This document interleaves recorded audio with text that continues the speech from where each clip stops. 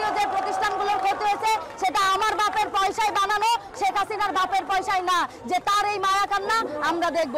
জীবনের হিসাব চাই, হিসাব না নিয়ে আমরা বাড়ি ফিরবো না।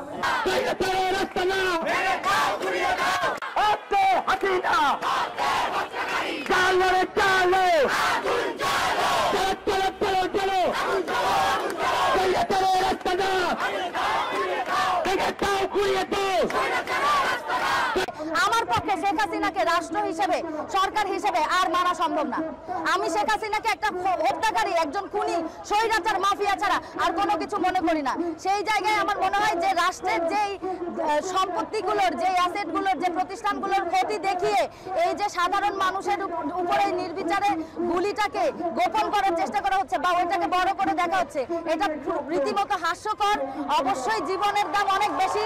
আমরা মনে করি যতক্ষণ এই হত্যার বিচার আমরা আদায় করতে না পারি, যতক্ষণ এই খুনি, হত্যাকারী, স্বৈরাচার শেখ হাসিনাকে আমরা গদি থেকে টেনে হিচড়ে বাংলাদেশের জনগণ না নামাতে পারি, ততক্ষণ যদি একজনও জীবিত থাকে বাংলাদেশে, সেই একজনও রাস্তায় নামবে, মাঠে নামবে, এটা প্রতিবাদ করবে। 15 বছরে তারা জামাত শিবির নিষিদ্ধ করে নাই, করতে পারে নাই, কিন্তু এখন যখন তাদের অস্তিত্ব সংকটে পড়ে গেছে, এখন তারা এই আন্দোলনের মোড়কে ঘুরিয়ে দেওয়ার জন্য, এই আন্দোলনকে নস্যাৎ করার জন্য জামাত শিবিরকে আবার তাদের একটা হাতিয়ার হিসেবে ব্যবহার করছে।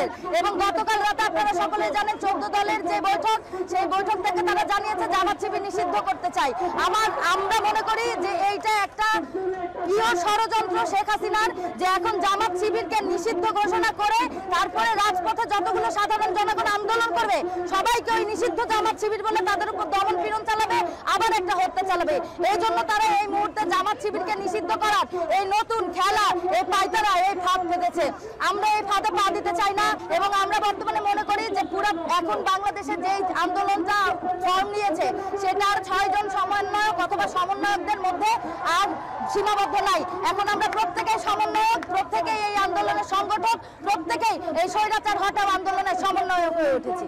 এবং আপনারা জানেন যে আমরা দেখতে পাচ্ছি এই আন্দোলন যখন ধীরে ধীরে বিস্তার হওয়া শুরু করেছে, তখন থেকেই আওয়ামী লীগ, শেখ হাসিনা যেই সারা জীবনের তাদের জামাত শিবির যেই খেলা, সেই জামাত শিবির খেলা শুরু করেছে। যখন আমরা প্রতিবাদে সংখ্যা কম ছিলাম, তখন আপনার এই জামাত শিবিরের যে ট্যাগের যে খেলা, সেই খেলা কাজ করেছে। কিন্তু এখন এই হাজার হাজার জনগণের যে সমাবেশ, সেখানে আপনার এইসব জামাত শিবির খেলা, এইসব ট্যাগ কোনো কিছু আর কাজ করবে না।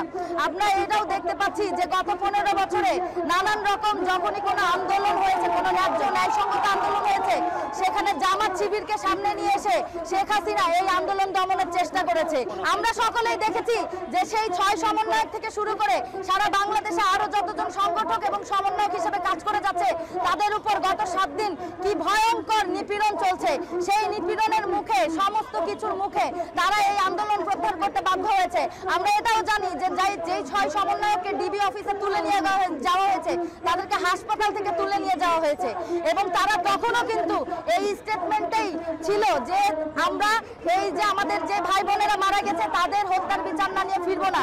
কিন্তু তাদেরকে ডিবি ধরে নিয়ে যেয়ে তাদের উপর দমন পীড়ন চালিয়ে, তাদের উপর নির্যাতন নিপীড়ন করে তাদেরকে দিয়ে এই আন্দোলন প্রত্যাহার করেছে। সকলকে প্রতিরোধের আহ্বান জানাই। আপনারা যেমনটা জানেন যে বিগত 1 মাস ধরে আমাদের দেশের যে সার্বিক পরিস্থিতি এবং ছাত্রদের কোটা সংস্কার আন্দোলনকে কেন্দ্র করে যেই পরিস্থিতি সৃষ্টি হয় এবং সেখানে সরকারের শেখ হাসিনার যেই দমন পীড়ন নীতি আমরা দেখতে পাচ্ছি, তারই অংশ চলাকালীন সময়ের মধ্যেও আমরা চেষ্টা করছি যে রাজপথে থাকার। আপনারা সকলেই জানেন যে পুরো বাংলাদেশে প্রায় বেসরকারি অনুযায়ী, তথ্য অনুযায়ী প্রায় 550 থেকে 600 মানুষ মারা গিয়েছে, হাজার হাজার মানুষ তারা আহত এবং হাজার হাজার ছাত্রছাত্রী যারা আছেন তাদেরকে তুলে নিয়ে যাওয়া হয়েছে, তাদেরকে গ্রেপ্তার করা হয়েছে, তাদের উপর মামলা দেওয়া হয়েছে। আমরা মনে করি যে সরকারের যে এই জঘন্য দমন নীতি, এই জঘন্য দমন নীতির বিরুদ্ধে আমাদের প্রত্যেকটা মানুষকে, প্রত্যেকটা শ্রেণী পেশার মানুষকে একত্রিতভাবে দাঁড়াতে হবে। কারণ এটা আর ছাত্রদের আন্দোলনের মধ্যে নাই। এই আন্দোলন এখন এই দেশের প্রত্যেকটা মুক্তিকামী জনগণের এই আন্দোলনের যেই লাশগুলো আমরা গত 1 মাসে এই আন্দোলনের মধ্যে থেকে যে লাশগুলো শেখ হাসিনা ফেলেছে, সেই লাশগুলোর উপর দাঁড়িয়ে আসলে কোনো সংলাপ, কোনো সমাধান সম্ভব না। এখানে একমাত্রই সমাধান হচ্ছে শেখ হাসিনার পদত্যাগ। শেখ হাসিনা একজন হত্যাকারী এবং সে নির্বিচারে ছাত্রদেরকে হত্যা করেছে, সাধারণ জনগণকে হত্যা করেছে। যতক্ষণ পর্যন্ত এই হত্যার বিচার অর্থাৎ শেখ হাসিনাকে অপসারণ না করা হচ্ছে, ততক্ষণ পর্যন্ত সাধারণ জনগণ সবাই রাস্তায় থাকবে বলে আশা করি।